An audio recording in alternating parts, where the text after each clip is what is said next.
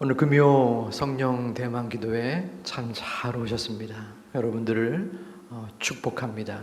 하나님께서 이 시간에 성전에 나오실 때에, 그리고 영상으로 예배를 드릴 때에 가졌던 마음의 소망과 간구와 간절함 속에 하나님이 충만한 은혜의 담비를 쏟아부어 주시기를 주님의 이름으로 축원을 드립니다.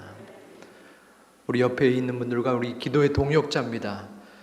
잘 오셨습니다. 축복합니다. 함께 인사를 나누면 좋을 것 같습니다. 잘 오셨습니다. 또 축복합니다.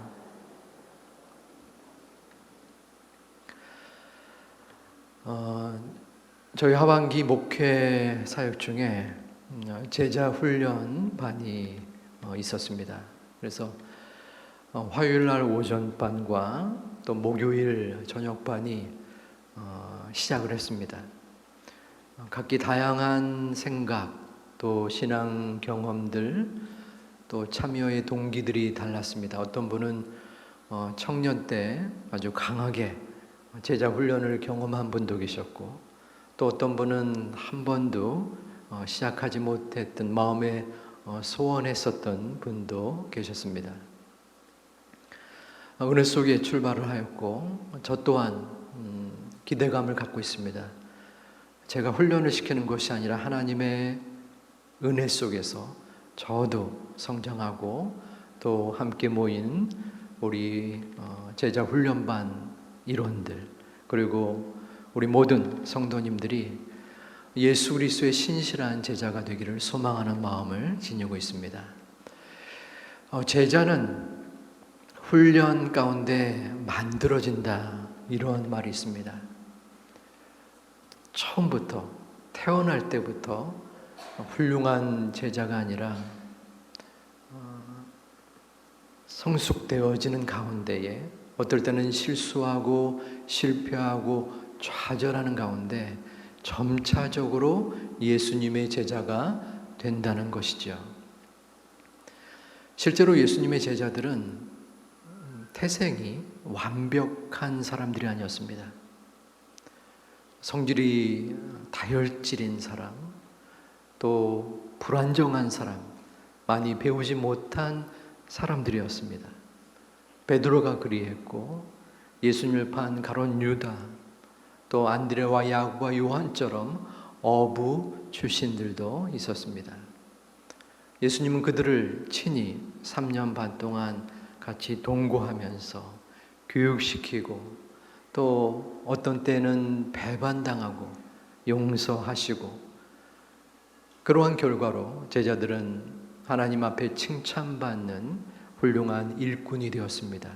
교회를 세웠고, 그 신앙 전파, 복음 전파의 결과가 바로 저와 여러분인 것입니다.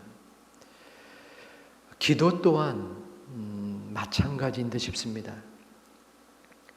처음부터 하나님께서 인정하시고 또한 칭찬하는 기도의 모습, 또 기도의 용사가 생겨나는 것이 아니라 그 삶의 애환과 어려움 속에서 어떨 때는 좌절을 하는 가운데 기도가 미흡할지라도 자신만을 위한 기도 가운데서 지속적으로 점차적으로 훈련과 또한 연습과 그 시간들 가운데 기도의 사람이 만들어진다고 생각합니다.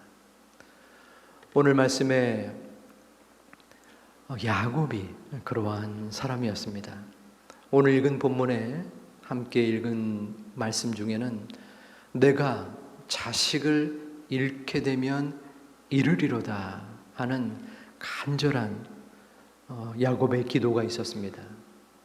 여기서 자식은 야곱의 11 아들이기도 하지만 특히 베냐민을 뜻합니다. 왜 이런 상황이 되었을까? 여러분들이 요셉의 이야기를 웬만큼 안다라는 전제 속에서 말씀드리겠습니다. 요셉이 애굽에서의 파란만장한 시간을 보낸 후에 형들을 만납니다. 형들은 요셉을 알아보지 못했지만 요셉은 단번에 자신의 형들을 알아보았습니다. 이상하게도 형들에게 모함을 일으켜서 형들 중에서 한 명이 인질로 잡히고 막내를 데리고 와야만 곡식을 내어주겠다라고 명령을 내립니다. 이것은 형들을 미워해서가 아니라 자신을 애굽으로 판 그 이전에 옛날의 잘못을 회개하였는지 시험하고자 함이었습니다. 그러한 명령을 받은 형들은 가나안으로 들어와서 아버지 야곱에게 그 사실을 고합니다. 아버지, 베냐민을 애굽으로 데려가야만 합니다. 아버지 야곱은 즉각적으로 그 사실을 거부했습니다. 왜 그랬을까요? 그에게는 아픔이 있었기 때문입니다. 전쟁이나 혹은 미국의 쌍둥이 빌딩이 무너진 사건, 또 옛날에 우리나라 삼풍백화점이 무너졌었죠. 그러한 대참사를 경험한 사람이 그 충격으로 인해서 불안과 두려움, 공포 속에 잠을 못 이루고 일상적인 생활을 하지 못하는 경우를 의학적 용어로 외상 후 스트레스 장애라고 합니다. 트라우마라는 용어를 들어보신 분들도 있을 것입니다. 이 야곱에게 트라우마가 있었습니다. 그것은 아들 요셉을 잃은 것이었습니다. 어느 날 갑자기 17살 된 요셉이 형들에게 의해서 애고로 팔려갔습니다. 하지만 형들은 짐승이 요셉을 물어갔다라고 말합니다.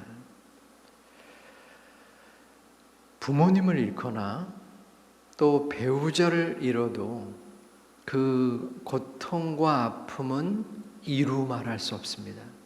참혹한 아픔이 그 당사자에게 해당이 됩니다. 그런데 하물며 자식을 잃은 그 마음이야 경험하지 않고서는 말할 수 없을 것입니다.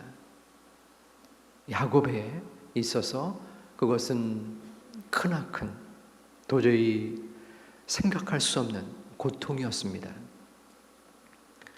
그런데 그 고통을 맞이하는 상황도 차이가 있습니다. 예를 들어서 부모님이나 배우자가 굉장히 수완이 많이 되었는데 암에 걸렸습니다. 수개월 혹은 수년 동안에 아픔을 겪었고 수술을 받았고 또한 치료를 하게 됩니다. 그러한 과정 속에서 자연적으로 마음의 준비를 하게 됩니다. 이제는 소망이 없어 보인다. 이제는 떠나 보내야 될 때가 된 것 같다. 그때 이별을 할 때는 마음의 상처가 상대적으로 조금 덜합니다. 물론 아프지만. 그런데 갑작스럽게 건강했던 분이 교통사고로 이별을 할 때는 그 충격이 크다는 것입니다. 자식을 잃은 슬픔, 거기다 갑작스럽게 17살의 아이였습니다. 그런데 거기다 더하기 하나가 있었습니다. 야곱이 굉장히 사랑했던 아들이었습니다. 이른바 편애를 한 것입니다. 창세기 37장 3절에서는 그 편애의 모습이 나옵니다. 요셉이 노년에 얻은 아들이었어요. 그래서 다른 아들보다 그를 더 사랑했습니다. 그에게 채색옷, 꽃가옷을 입힌 거죠. 그래서 그 형들이 아버지의 모습을 보고 그 요셉을 시기한 것입니다. 이 밖에도 여러 가지가 있었습니다. 요셉이 형들의 잘못을 고자질할 때도 그 아들을 책망하지 않았어요. 어쩌면은 형들에 의하여 애굽으로 팔려갔지만 그 밑바탕에 깔린 분위기를 낳은 아주 작은 잘못을 야곱이 했다고 해도 과언이 아니라고 생각합니다. 부모의 편애가 자식들에게는 크나큰 어려움을 가져다 준 것입니다. 너무나 사랑했던 아들이었습니다. 핑계 없는 무덤이 없다라는 말처럼 그것도 이유가 있었습니다. 그 요셉을 낳은 아내가 라헬이었기 때문입니다. 요셉이 외삼촌의 집에서 라헬을 얻기 위하여 7년간을 수고했습니다. 그런데 외삼촌이 사기를 쳐서 그 첫날 밤에 그 언니 레아를 요셉에게 보냈죠. 또다시 7년간을 더 노동을 해서 얻은 라헬이었습니다. 진심으로 사랑하는 아내, 그 아내가 낳은 아들이 요셉이었습니다.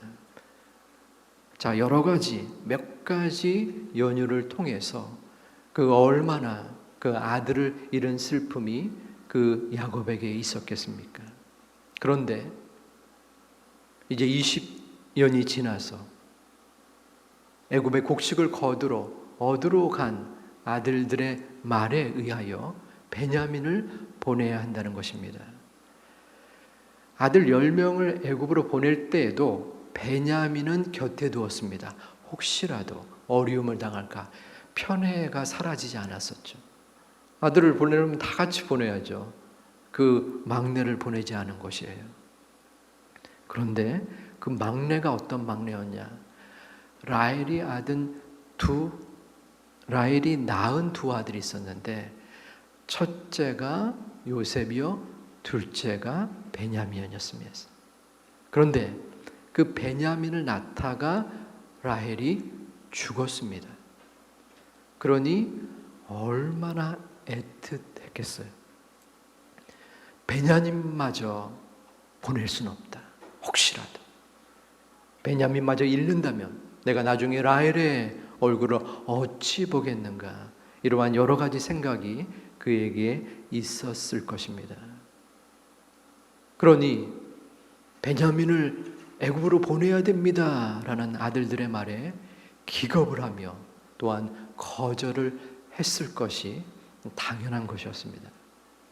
1년이 지났습니다. 곡식이 떨어졌어요. 이제는 더 버틸 상황이 아니었습니다. 야곱이 아들들에게 애굽으로 가서 곡식을 가져오라, 사오라 라고 말합니다. 그런데 여전히 문제가 남아 있습니다. 아들 유다가 대표로 말합니다. 두 가지를 말했습니다. 아버지, 지금의 문제는 베냐민 개인의 문제가 아니라 우리 가문 전체의 문제입니다. 곡식이 없으면 모두가 굶어 죽습니다. 두 번째, 제가 베냐민을 데리고 오지 아니하면 제 목숨을 담보로 하겠습니다. 어쩔 수 없는 이 현실의 어려움에 야곱은 결국 베냐민을 보내게 됩니다. 그리고 오늘 본문 14절에 기도를 드리고 있는 것입니다. 우리 함께 14절 말씀을 함께 봉독하겠습니다. 전능하신 하나님께서 그 사람 앞에서 너희에게 은혜를 베푸사 그 사람으로 너희 다른 형제와 베냐민을 돌려보내게 하시기를 원하노라. 내가 자식을 잃게 되면 이르리로다. 아멘. 하나님께서 베냐민과 그 자식들을 그 사람 앞에서, 바로 그 사람은 당신은 몰랐지만 그 아들 요셉이었습니다. 애굽의 총리였습니다. 그 사람 앞에서 은혜를 베푸사 무사히 돌려보내기를 원한다. 내가 자식을 잃게 되면 이르리로다. 내가 베냐민을 보내지 않기를 그토록 애썼는데 더 이상 이 현실 앞에서 포기하고 베냐민을 보낸다. 이제는 내 힘을 넘어섰다. 어찌할 수 없다. 이러한 자포자기적의 기도는 아니었습니다. 하나님을 의지하고 하나님께서 모든 것을 이끌어 주실 것을 믿는 절대적 신뢰가 담긴 강한 신앙의 표현을, 기도를 지금 야곱은 행하고 있는 것입니다. 어떻게 야곱이 이처럼 바뀔 수 있었을까요? 야곱이 어떠한 사람이었습니까? 태중에서부터 그 형 에서의 발목을 붙잡은 사람입니다. 형의 허기를 이용하여 장자권을 팥죽 한 그릇에 산, 그리고 눈이 보이지 않는 아버지를 속여서 장자의 축복권을 받은 아주 강교한 사람이 야곱이었습니다. 그런데 지금 이 순간에는 하나님께 모든 것을 맡기고 의지하는 절대적 신앙의 모습을 보이고 있는 것입니다. 내가 자식을 잃게 되면 잃으리로다. 여러분들 혹시 이러한 믿음의 기도, 이 정도의 수준으로 기도한 적이 있는지 모르겠습니다. 나의 원함과 나의 생각과 판단도 하나님 앞에 드리지만 하나님께서 이 모든 것을 인도하여 주옵소서. 내가 모든 것을 맡기겠습니다. 이것은 쉽지 않은 기도의 자세입니다. 제가 지난 여름에 마음이 굉장히 쓰렸던 뉴스가 하나 있었습니다. 어떤 뉴스일까요? 한번 맞춰보세요. 맞힐 수가 없죠. 어떻게 알겠습니까? 비가 아주 많이 내렸던, 폭우가 쏟아졌던 적이 있었죠. 인천에도 소위 좀 피해도 입었고, 그때 포항에 비가 내렸는데 아파트 지하에 주차장에 물이 들어간다라는 그런 방송이 나와서 급하게 차를 빼러 갔었던 사람 중에서 7명이 운명을 달리한 그러한 사건이 있었습니다. 그 아파트 옆에 그 뉴스 보니까 하천이 있었어요. 하천이 메마른 하천이었는데 갑자기 쏟아진 비로 하천이 잠기고, 아마도 그 이전 10년, 20년 전에 그러한 경우를 경험하지 못했기 때문에 그 아파트 경비 담당자도 당연하게 그 방송을 했었을 것 같습니다. 제가 서울의 도봉산역에서 10년간 살았습니다.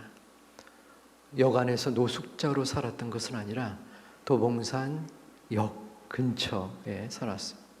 바로 그 앞에 중랑천이라는 하천이 있었습니다.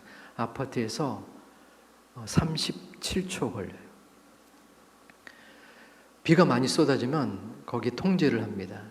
그리고 하천이 범람하고 길가, 차도까지는 올라오지 않아요.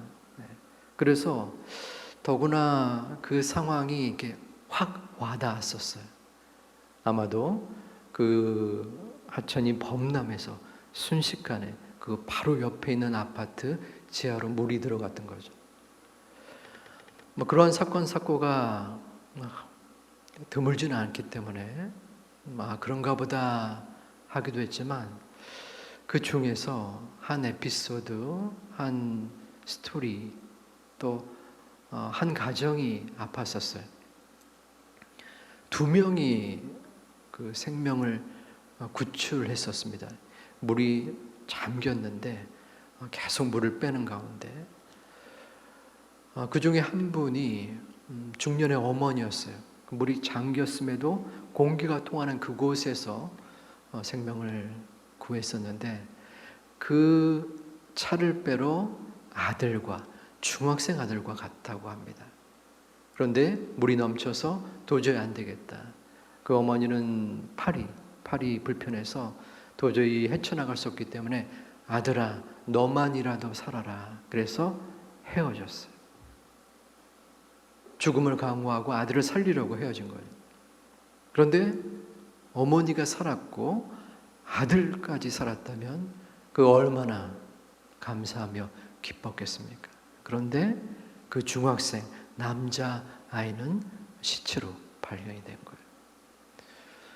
그것을 보면서, 뉴스를 들으면서 저도 부모이기에 어떻게 그 엄마가 살아갈 수 있을까? 그런 마음이 들어서 참 가슴 아팠던 기억이 들었어요. 근데 우연히 유튜브에서 포항 침수 아파트 누구누구의 어머니 간증, 이러한 제목이 이렇게 떴어요. 보니까 그 구사일생으로 생명을 구한 집사님께서 며칠 전에 아마도 출석하는 교회에서 간증을 하는 그러한 영상이 올라와 있는 것이에요. 한 30여 분 간증을 하셨는데 좀 자세하게, 상세하게 그 이야기를 하셨었어요. 그 절대 위기의 상황에서 막 물이 쏟아지니까 아들에게 이야기를 했다고 하더래요. 도저히 나는 헤쳐나갈 수 없으니까 너만이라도 살아라. 근데 그 순간에 이렇게 죽는구나. 하지만 내가 이렇게 천국 가는구나 하면서 감사한 마음이 들었다는 거예요. 그런데 그 앞에 어떤 할머니와 할아버지는 비슷한 똑같은 상황이었죠. 죽음의 위기 속에서 너무 힘들어하며 악을 쓰며 슬퍼하는 모습을 보았다라고요. 그 짧은 시간 동안. 어떤 두려움보다는 마음속에 내가 천국으로 가는구나.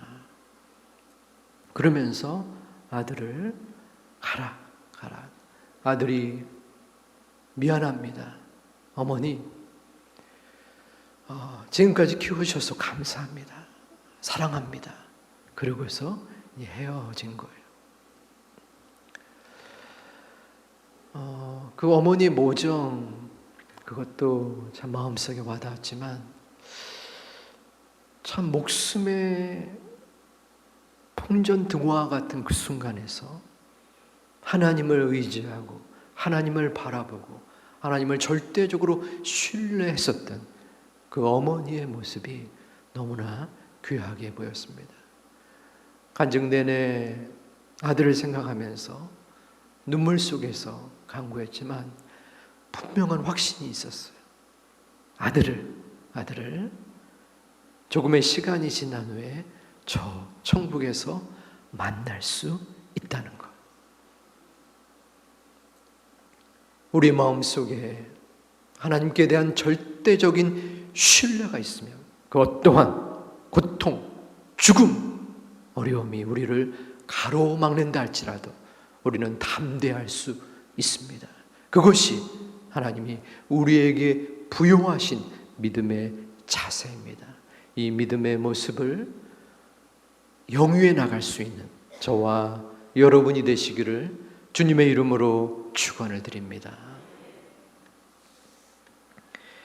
야곱의 변화는 46장 1절에서도 나타납니다. 이스라엘이 모든 소유를 이끌고 떠나 브엘세바에게 이르러 그의 아버지 이삭이 하나님께 희생 제사를 드리니 브엘세바에서 야곱이 희생 제사를 드린 곳이에요. 할아버지 아브라함, 아버지 이삭의 제사를 드렸던 그곳입니다. 브엘세바. 신앙의 출발점인 것이죠. 그런데 지금의 상황이 어떤 상황이냐면 아들 요셉을 만나러 가는 상황입니다. 17살 때 죽은 줄 알았던 그 요셉의 생존 소식을 들었어요. 22년이 지나서.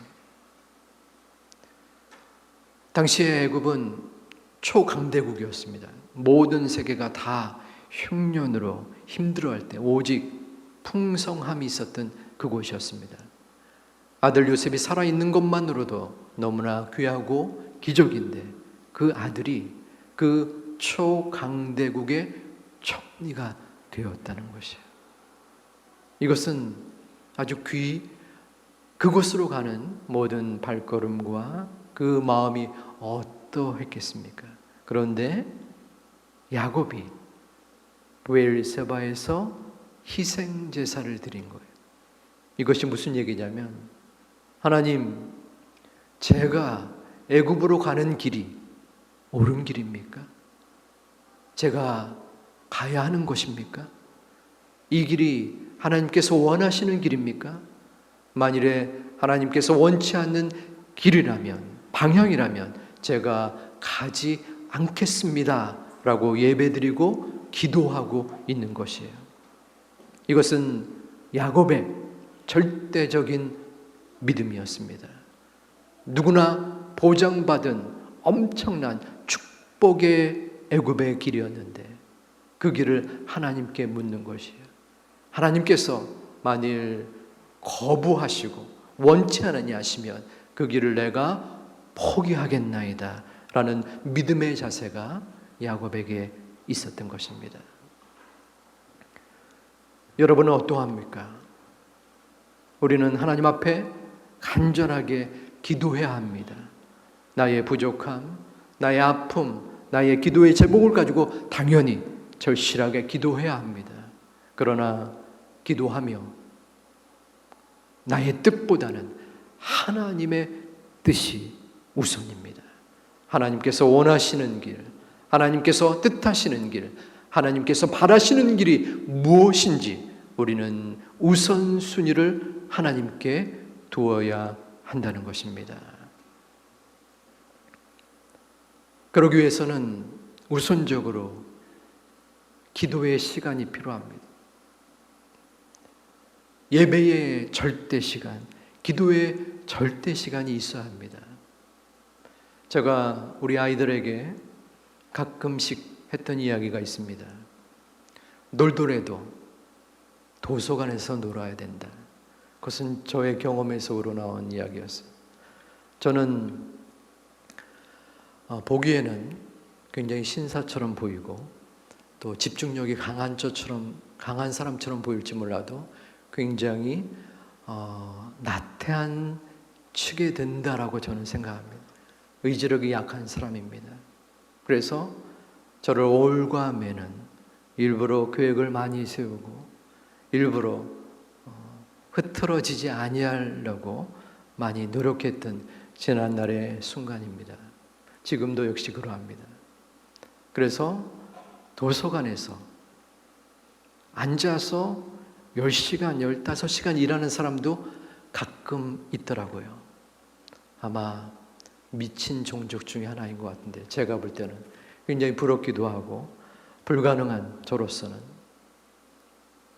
그런데 도서관에서 놀더라도 거기서 왔다 갔다 하더라도 그럼 조금 있다가 마음이 잡혀서 또 공부를 조금이라도 하게 되는 순간들이 있었습니다.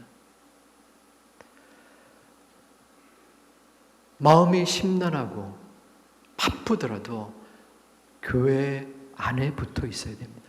신앙 안에 붙어 있어야 돼요. 의심이 가고 뭔가 내가 지금 믿음 생활하는 것이 이게 바른 길인가 하는 여의치 않은 마음이 있을지라도 신앙 안에 붙어 있을 때 하나님께서 어느 순간 은혜를 주세요. 그래서 제가 금요 성령 대망 기도회를 계속적으로 강조했고 또한 지금도 강조하고 앞으로도 강조하는 이유가 여기 있습니다. 우리가 나 혼자 기도할 수 있으나 함께 모여서 기도할 때에 그리고 나태해진 나의 마음 너무나 바빠서 기도합니다 이런 말도 있습니다. 바쁘기 때문에 기도 못합니다라는 말이 있지만 어쩌면 핑계입니다. 되도록이면 우리 영상으로 예배를 드릴 수밖에 없는 상황과 환경이 있음을 압니다. 그래도 상황이 허락된다면 마음의 결심이 주어진다면 이 기도의 시간, 예배의 시간 함께 모여 기도할 때에 하나님께서 능히 우리의 마음과 중심을 아시고 기도의 충만함을 주실 줄을 믿고 기도하는 여러분 되시기를 주님의 이름으로 축원드립니다. 두 번째로는 기도의 절대 시간이 필요한 다음에는 하나님 앞에 기도하는 내 뜻보다는 하나님 뜻에 맞추는 그러한 마음의 자세가 있어야 합니다. 내가 생각할 때 이 방향이 절대적으로 맞고 이 길로 가는 것이 옳다라고 생각할지라도 하나님께서 선택할 수 있도록 기도해야 합니다. 하나님, 묻지 않아도 물어도 이 길이 맞는 길이고 이 길이 좋은 길 같은데 그럼에도 하나님, 이 길이 옳습니다. 기도하며 그때에 하나님께서 예상치 않게 그 방향이 아니다라고 할 때 그 뜻에 순종하는 믿음의 자세가 야곱에게 있었고 우리에게도 있어야 합니다. 반대로 내가 도저히 가고 싶지 않은 길, 내가 도저히 하고 싶지 않은 일일지라도 하나님께서 그 방향, 내가 생각지 않고 내가 원치 않는 그 방향을 말씀하실 때 그것을 받아들일 수 있는 믿음이 오늘의 말씀의 믿음입니다. 대전에 늘 사랑교회, 대전 늘 사랑교회라는 교회가 있어요. 저는 몰랐는데 제 친구가 거기에 다니는데 2년여 전에 불쑥 자기 담임 목사님이 미국으로 지금 교회를 사임하고 미국에 간다는 거예요. 미국 샌프란시스코에 리치몬드 교회에 간다는 거예요. 근데 보통 교회를 사임하고 옮길 수는 있습니다. 담임 목사님이. 흔한 일은 아니지만 가끔. 그럴 때는 규모, 교회가 뭐 작고 크다는 것은 아니지만 규모가 작은 교회에서 큰 교회로 옮기는 경우가 99.99%인 것 같습니다. 그런데 이 교회는 그 목사님이 부임했을 때 21년 전에 규모가 작았대요. 작았는데 그 사이에 부흥 성장해서 3천여 명의 출석교회가 되었다고 합니다. 대전에서 아마 대표적인 교회겠죠. 굉장히 건실한 교회라고 내 친구가 거짓을 말하지 않는다면 그 친구도 교회에 중요한 직책을 맡고 있으니까 맞을 것입니다. 그런데 그 교회를 사임하고 다른 100여 명이 있는 교회로 간다는 거예요. 미국 한인교회. 은퇴가 다 돼서 가시는가? 그런 것은 아니었습니다. 적어도 10수년 정도의 남은 임기가 있었어요. 그러니까 뭐 교회를 세속적인 관점으로 비교할 필요는 없겠지만 자수성가해서 맨바닥에서 기업을 일으켜서 건실한 기업이 된 거예요. 그런데 그것을 내려놓고 다시 구멍가게로 가는 듯한, 절대적으로 비교할 수는 없습니다. 그러한 개념일 수도 있습니다. 이전에 그분의 인터뷰를 봤어요. 그분이 가는 이유는 하나님의 보내심, 인도하심이라고 말씀하셨습니다. 그랬대요. 성령께서 야, 내가 거기로 가라. 그럴 때 마음속에 하나님, 제가 꼭 가야 합니까? 그렇게 물었대요. 성령께서 내가 가면 안 되겠니? 그 음성에 거부할 수 없었다라고 그 인터뷰를 보았습니다. 하나님께서 저와 여러분에게 말씀하시고 명령하시고 부르실 때 그 음성에 순종할 수 있는 우리 모두가 되시기를 주님의 이름으로 축원드립니다. 우리는 기도해야 합니다. 하나님, 지금의 이 아픔과 슬픔 가운데 하나님께서 원하시는 것이 무엇입니까? 왜 저에게 이 고통을 허락하십니까? 그러나 나의 감정, 나의 생각, 나의 판단대로 마옵시고 하나님의 뜻대로 이루어 주시옵소서. 내가 가는 이 길이 하나님께서 원하시는 길이라면 내 모든 마음의 생각을 뒤로하고 하나님께서 만져주시고 그 길이 꽃길이 아니요 흙길이요 진흙탕길일지라도 감사함으로 나아갈 수 있는 제가 되게 하여 주시옵소서.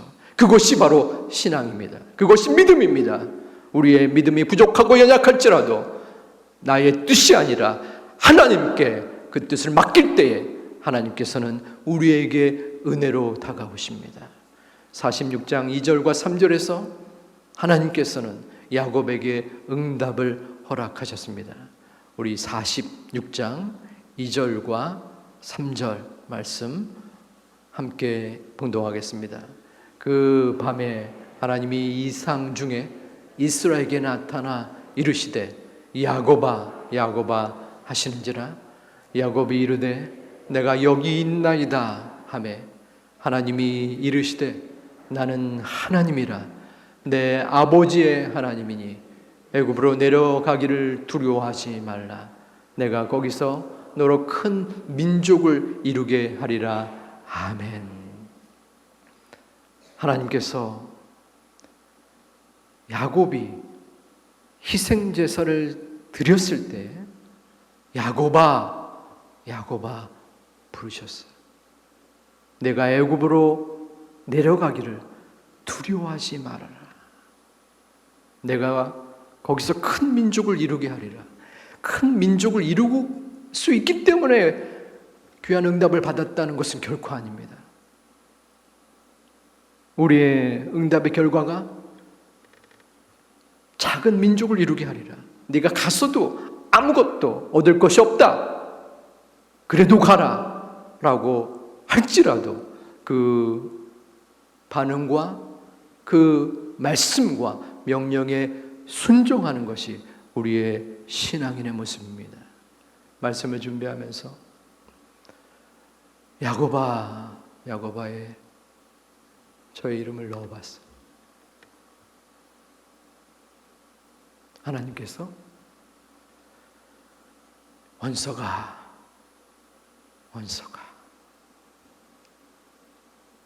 두려워하지 말라. 죄송하지만 잠시 눈을 감았으면 좋겠습니다. 눈을 감으시고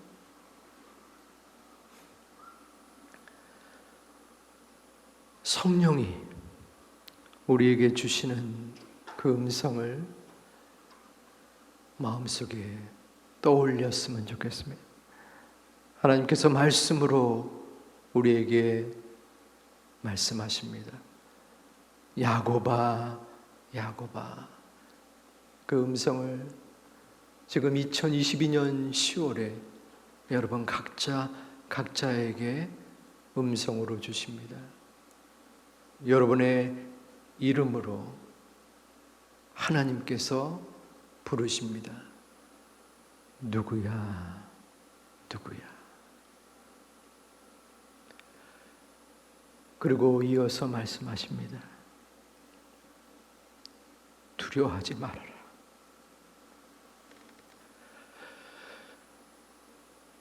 두려워하지 말아라.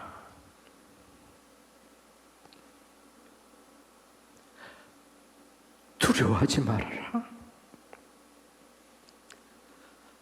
고통과 아픔과 어려움이 있을지라도 결코 두려워하지 말아라. 걱정하지 말고 염려하지 말고 두려워하지 말고 나 여호와 하나님을 바라보고 의지하고 믿고 나아가라.